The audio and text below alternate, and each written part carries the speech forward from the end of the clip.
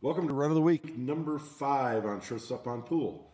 Hey, have you ever been in a tournament and you were doing well and you were getting to the finals and you got nervous and started feeling that pressure and you're trying to figure out how to deal with that pressure? Well, I think the match we're going to look at today has some insights along those lines. This is the finals of the 2021 Predator 10 Ball Open in Las Vegas. I was there, I was in the stands. You see me a couple times in the video wearing this shirt.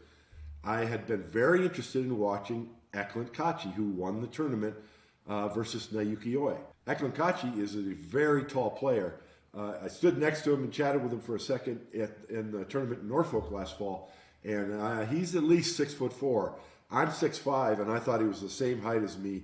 He thought he was a little shorter, so I think he's at least 6'4". So I was studying him back in 2021. I was starting to try and reinvent my fundamentals, and so I wanted some good insights on what's good technique for a tall player. Watch that match intently. I think there's some really good lessons to learn. Let's get into the match. Like the Shaw-Woodward match I reviewed a couple weeks ago, I did a flow chart here. This was an alternate break tournament, so you see both players broke the same number of times. The focus of rotation games is control of the table. So like I discussed last week, look at the breakdown. Naoki Oi played 0 safeties, and Kaci played 5.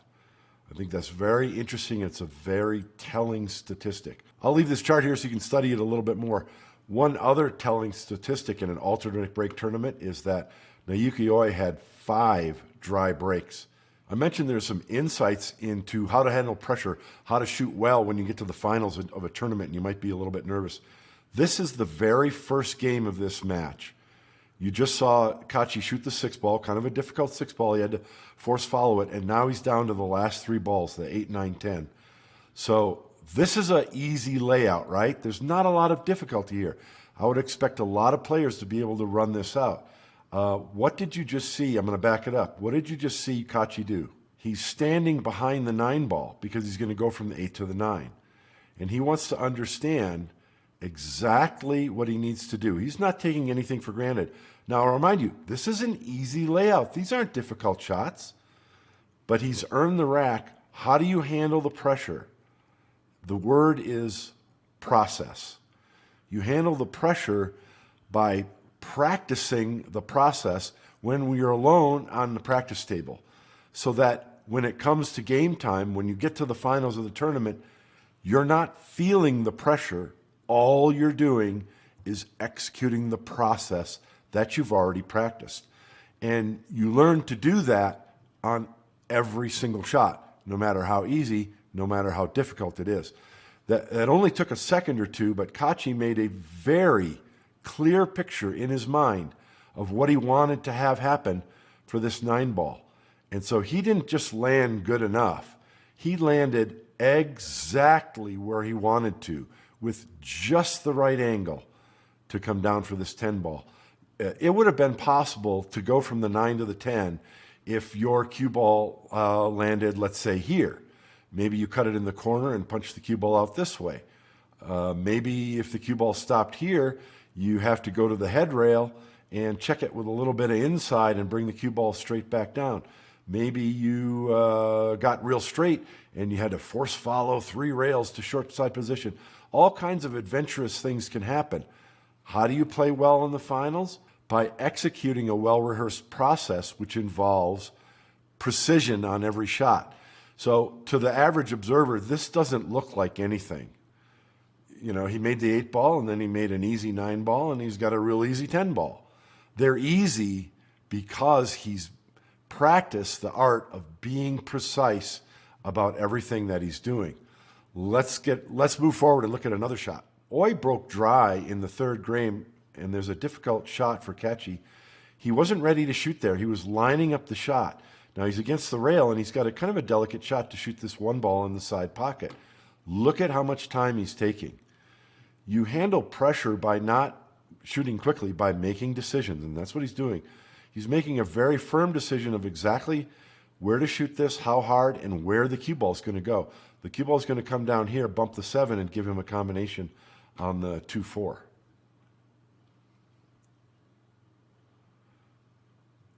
And so the reason why he's able to execute such a difficult shot seemingly with ease is because he's not thinking about the situation. He's not thinking about the fact that he's ahead 2-0 and his opponent just broke dry. He's not thinking about all these extraneous things.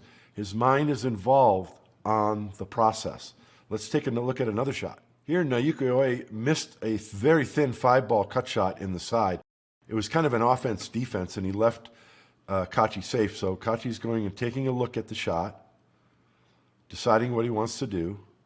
Now he's called for an extension. He's going to kick 2 rails to make the 5-ball in the side.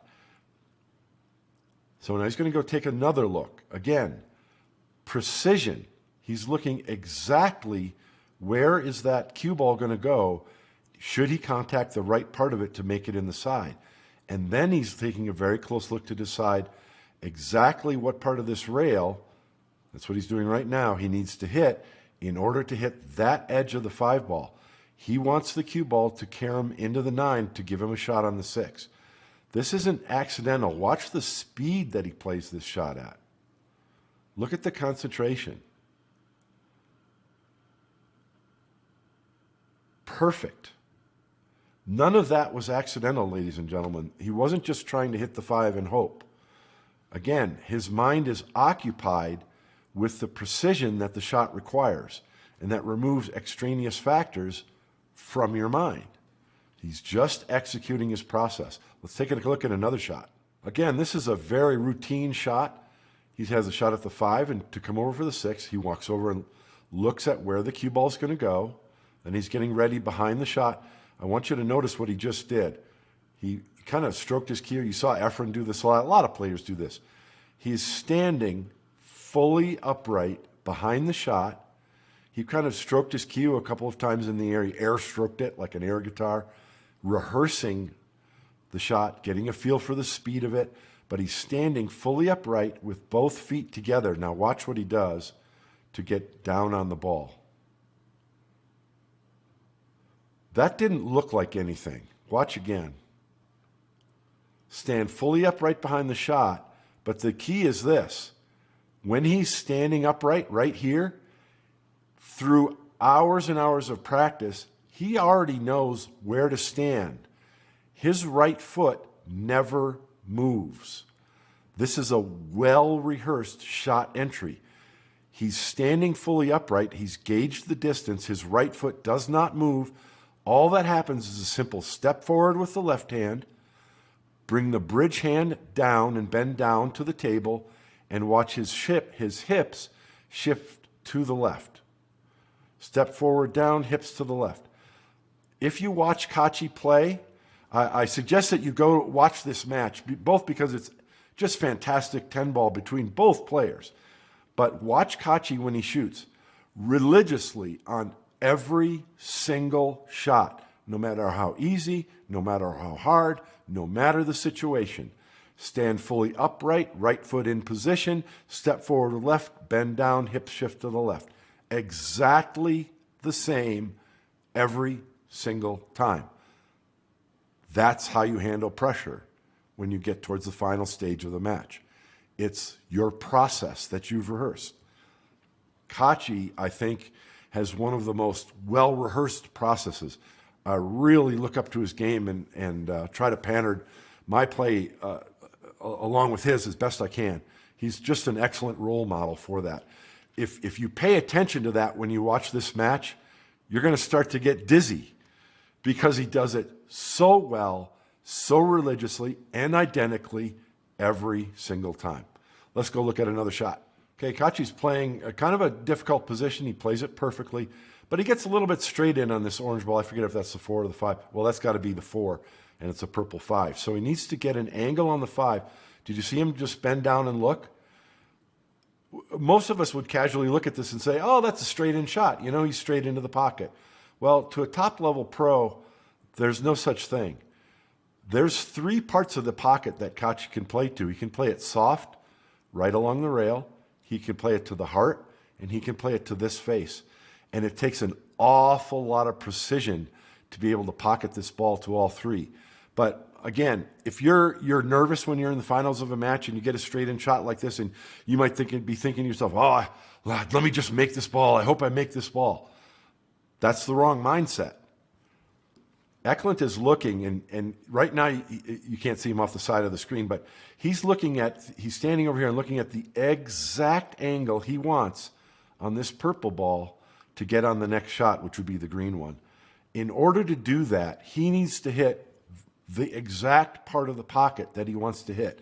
So when you're making those precise decisions, what you're not doing is letting your mind be occupied thoughts of nervousness or, gee, I hope I make this ball. You're turning it around 180 degrees. I'm going to go ahead and hit play and let him shoot. He's making a decision of precisely how he wants to hit this ball. So those are the thoughts that you want in your mind. You're focused on your process.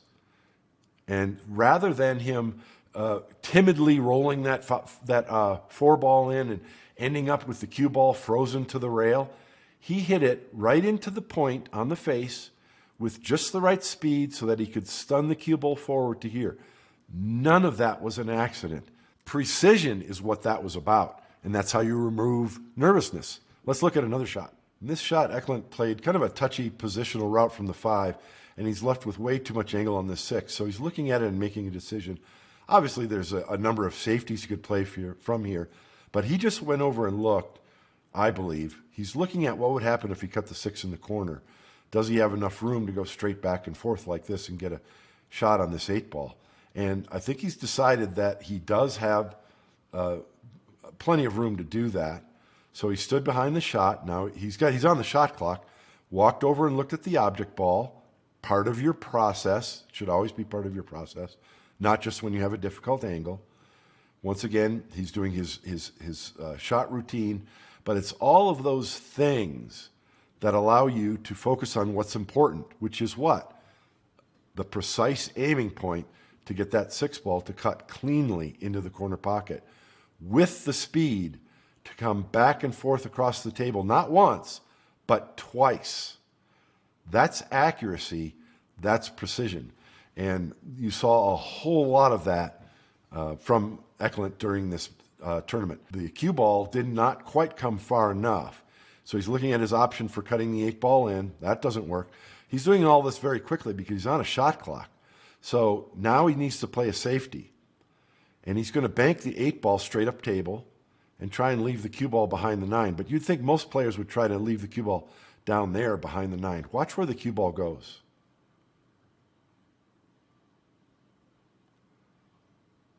Not just hidden behind the 9.